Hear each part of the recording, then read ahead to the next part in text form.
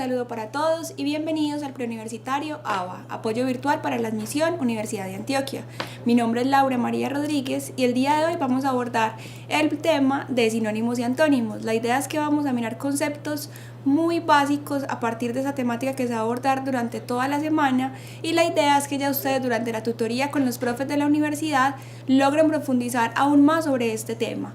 También la idea es que ustedes lleguen a la clase ya con una preparación previa, que ya conociendo los temas tengan la posibilidad de trabajar los contenidos que están dentro de la plataforma y también pues de buscar otras fuentes de investigación y de información. Entonces vamos a ver primero que este tema de sinónimos y antónimos es un tema que ustedes seguramente han venido trabajando desde el colegio, ¿cierto? Desde que estábamos en preescolar, en el bachillerato, seguramente lo habían abordado en algún momento o incluso durante todos los años de la primaria y una parte del bachillerato. Vamos a ver que hay dos motivos para que eso pase.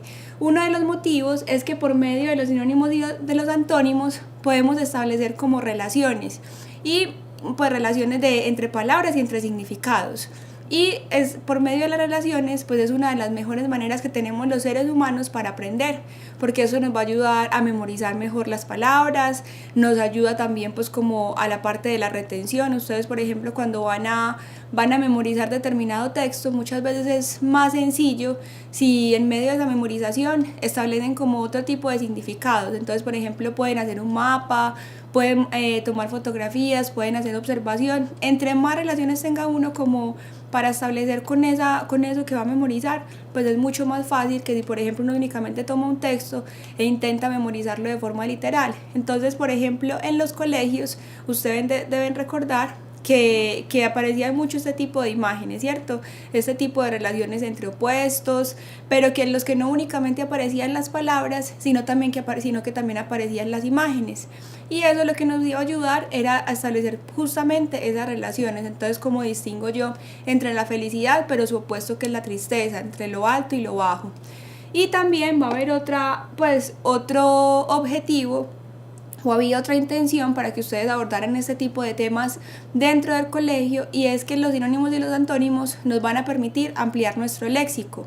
Entonces, ¿para qué nos sirve eso? Porque nos facilita en el momento de escribir determinado texto.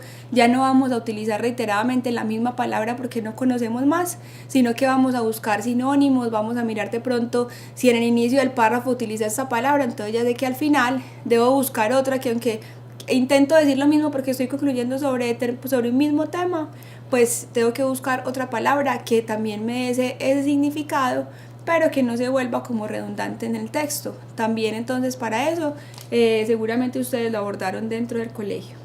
Entonces vamos a retomar esta temática, vamos a profundizarla un poquito más, vamos a mirar que no todos los sinónimos son los mismos, que cuando establecemos relaciones de semejanzas pues hay ciertos niveles y ciertas gradaciones.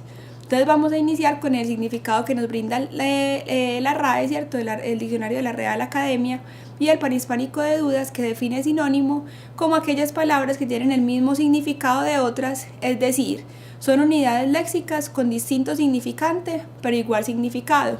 Los significantes son las palabras, ¿cierto? Son conformaciones arbitrarias de la lengua a las cuales les damos un significado.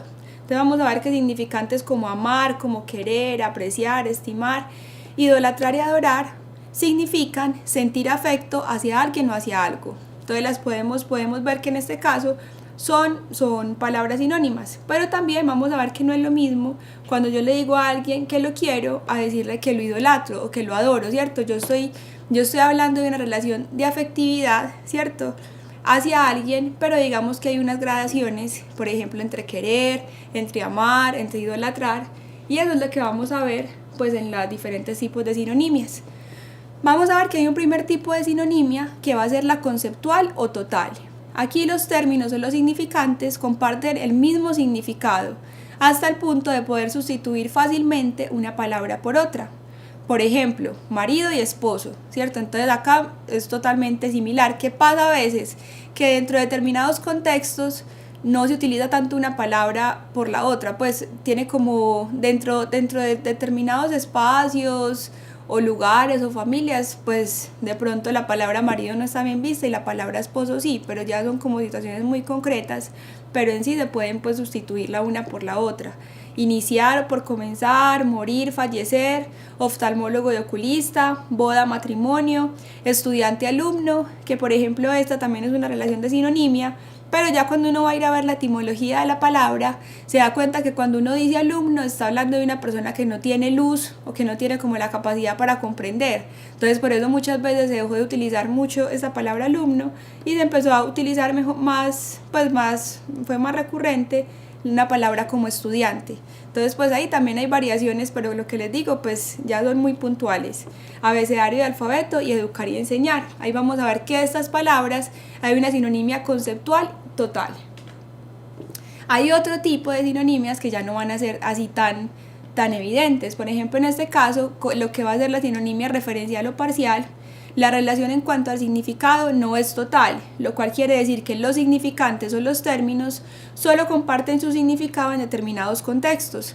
Aquí hay un ejemplo muy claro, ¿cierto? La palabra vivo cambia si la utilizamos para decir Camilo es un vivo o cuando decimos el elefante está vivo. ¿Qué quiere decir esto? Que la palabra vivo tiene diferentes significados y que esa relación de sinonimia pues nos va a variar de acuerdo al contexto en el que la estemos utilizando. Entonces es la misma palabra con significados distintos y los sinónimos también variarán de acuerdo a la oración. Entonces en este caso no puedo decir que siempre el sinónimo de vivo va a ser el mismo, sino que el sinónimo va a cambiar de acuerdo al contexto y al uso en el que en el que va a aparecer. Hay una sinonimia connotativa que para entender ese tipo de relaciones de sinonimia es importante recordar que hay un lenguaje, que en el lenguaje existe lo denotativo, ¿cierto? Que hace referencia a una forma de expresión objetiva, es decir, a una definición universal y socialmente aceptada, que por lo general son todas las palabras que nos aparecen dentro del diccionario.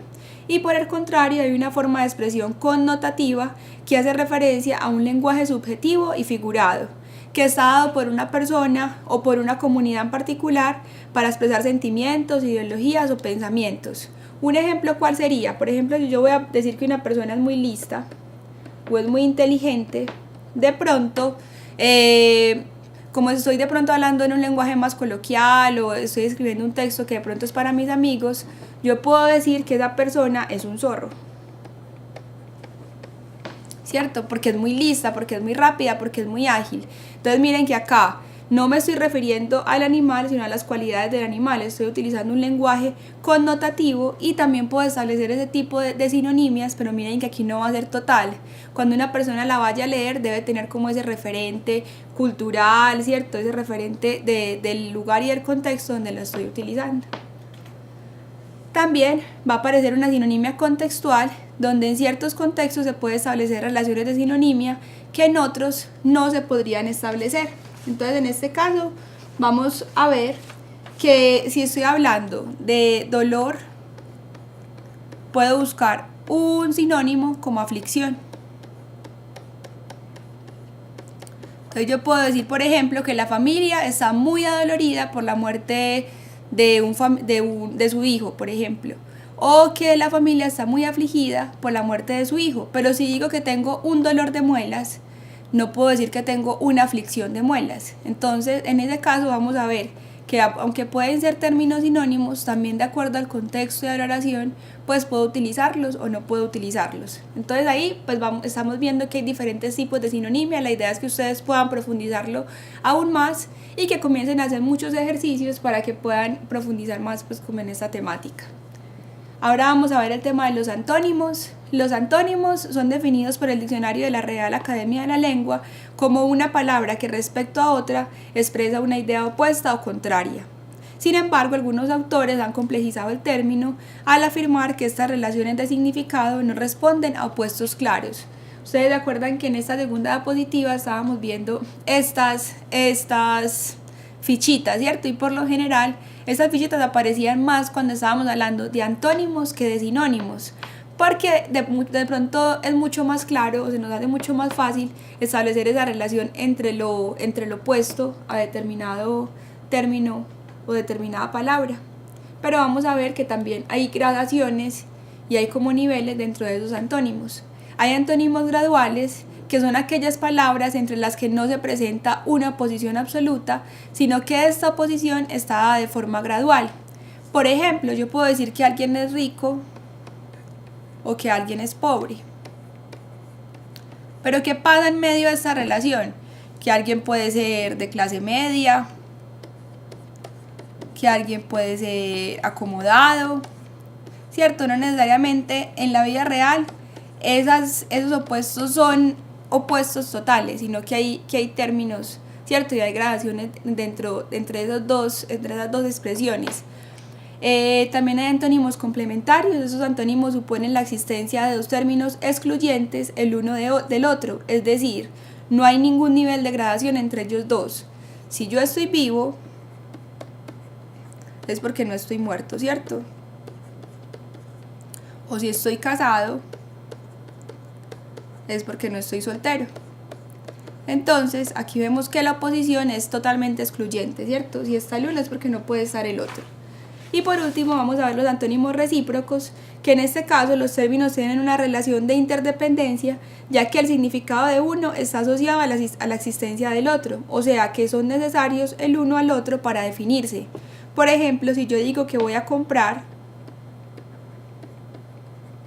es porque alguien me va a vender, ¿cierto?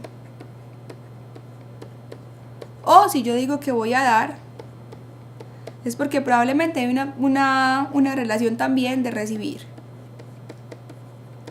Entonces también acá, entre estos tipos, también de pronto estos tipos de antónimos nos ayudan mucho a crear antónimos cuando nos dan pues como esa opción. Entonces ya sabemos que podemos buscar algunos graduales, complementarios o recíprocos. También vamos a ver que dentro de los antónimos aparece un tema que ustedes van a ver más adelante, que va a ser la parte de los prefijos. Podemos crear antónimos utilizando prefijos. Prefijos como cuáles. Ustedes saben que los prefijos son esas palabras que van antes de la raíz, ¿cierto? Que hace parte de la morfología y que también tienen un significado como cada una, pues como partículas. Entonces, por ejemplo, el prefijo a o an significa pérdida, falta, privación o carencia. Entonces, si yo, por ejemplo, digo que alguien es normal, ¿cierto? Yo puedo establecer acá la palabra normal y voy a buscar su antónimo.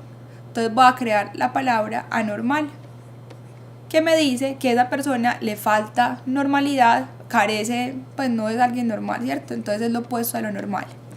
¿Qué otro prefijo puedo utilizar? El prefijo anti, que significa opuesto o con propiedades contrarias, como anticongelante, antimoral. Contra, que sería lo opuesto a lo contrario. Insurgencia, entonces contrainsurgencia, una propuesta, una contrapropuesta. Entonces ahí estoy estableciendo la relación de oposición entre los términos. Con el prefijo des, que significa privación o negación. Entonces alguien confiado, alguien desconfiado, algo que está hecho, algo que está deshecho. Dis, con negación o contrariedad. Concordancia, discordancia, capacitado, discapacitado. Y o in como negación, entonces coherente, incoherente. Si algo es legal, entonces puedo establecer la relación de oposición diciendo que algo es ilegal. Y ex, que es fuera, más allá, que fue ya dejado de serlo, excéntrico o exculpado. Entonces estas pues son es otro de las posibilidades pues que tenemos para crear antónimos, y este pues va a ser todo el tema que ustedes van a tener la posibilidad de trabajar durante la semana. Entonces esto ha sido todo por la temática de hoy y espero que nos veamos la próxima semana.